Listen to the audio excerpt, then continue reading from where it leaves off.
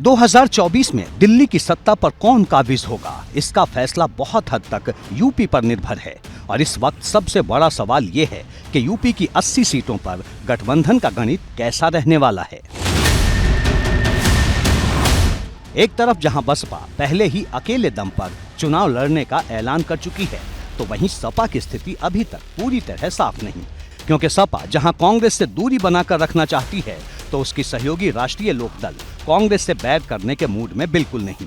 इसका इशारा पार्टी के राष्ट्रीय महासचिव त्रिलोक त्यागी पहले ही दे चुके हैं। ऐसा है कि अभी उत्तर प्रदेश में आरएलडी और समाजवादी पार्टी का गठबंधन है सपा का, और अभी अखिलेश यादव ने भी कहा है कि जो पार्टियां बड़ी हैं जिन राज्यों में, कांग्रेस को उनको आगे करना चाहिए।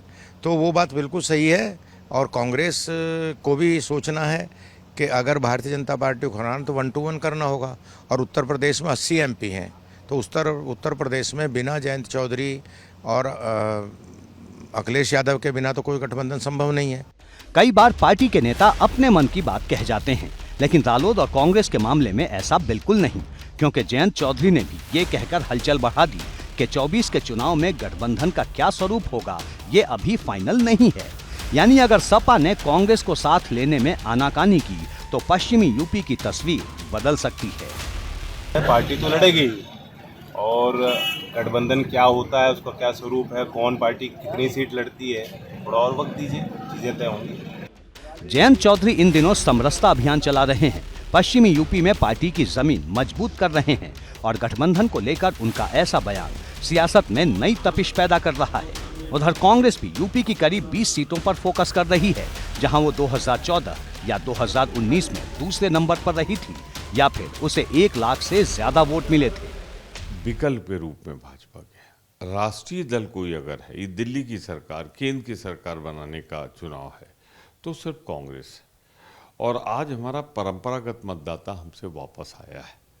दूसरी बात, कर्नाटक का परिणाम और हिमाचल का परिणाम ये गवाही दे रहा है कि कांग्रेस ही भाजपा को पराजित कर सकती है, वरना दूसरे दल सिर्फ भाजपा की मदद करते हैं। कांग्रेस पार्टी लोकसभा के उत्तर प्रदेश की सारी सीटों पर, इसीलिए कांग्रेस पार्टी ने बीच के चुनावों को छोड़कर विधानसभा के बाद टोटल संगठन पर फोकस किया। हमने अपने संगठन का नवनिर्माण किया, और हम पूरी ताकत के साथ लोकसभा की सारी सीटों पर मजबूती के साथ लड़ने की तैयारी कर रहे हैं।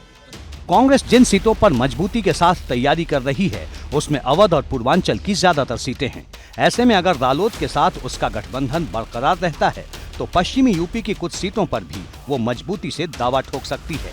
रालोद और कांग्रेस ने अपनी मंशा तो जाहिर कर दी है, अब सवाल सपा के सामने है कि आखिर वो क्या करेगी, क्योंकि अगर सोच समझकर फैसला नहीं लिया गया, तो लोकसभा चुनाव में अखिलेश अलग थलग दिखाई दे सकते हैं। समाजवादी पार्टी लोकसभा चुनाव की तैयारी पूरी कर रही है, और सभी सीटों पर हम चुनाव लड़ने का काम करेंगे।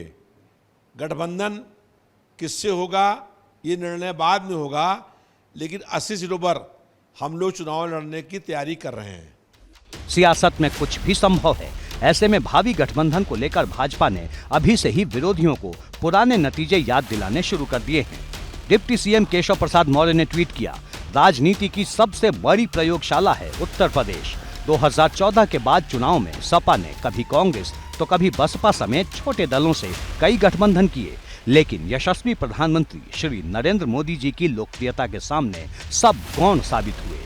कि आदरणीय प्रधानमंत्री मोदी जी के नेतृत्व में जिस तरह से सरकार चल रही है, जिस तरह से विकास के काम हुए हैं, जिस तरह से देश का नाम पूरी दुनिया में रोशन हुआ है, तब मैं कहूँगा कि आने वाले समय में जब भी चुनाव होगा, तो 135 करोड़ जनता का आशीर्वाद जैसे 2019 में मिला था, उसी प्रकार से 142 करोड़ देश की जनता का आशीर्वाद आदरणीय प्रधानमंत्री मोदी जी को फिर से मिलेगा। लोकसभा चुनाव में अभी 1 साल का वक्त बचा है, और सियासत में कभी भी कुछ भी हो सकता है। ये बात सच है कि अखिलेश यादव राष्ट्रीय स्तर की राजनीति में गैर कांग्रेसी गठबंधन की तैयारी में जुटे हैं, जिसमें उनके साथ केसीआर, ममता बनर्जी और अरविंद केजरीवाल जैसे नेता दिखाई देते हैं। और हर दूसरे दिन इन विपक्षी दलों की मुलाकात की तस्वीर भी सामने आती रहती है। आज अरविंद केजरीवाल अपनी टीम के साथ कोलकाता पहुंचे थे, जहां ममता बनर्जी के साथ उनकी मुलाकात हुई। इसी तरह की मुलाकात अखिलेश भी कोलकाता जाकर कर चुके हैं। लेकिन असली सवाल ये है कि ममता बनर्जी या फिर केसीआर से मुलाकात कर लेने से यूपी की जमीन पर सपा कितनी मजबूत हो पाएगी।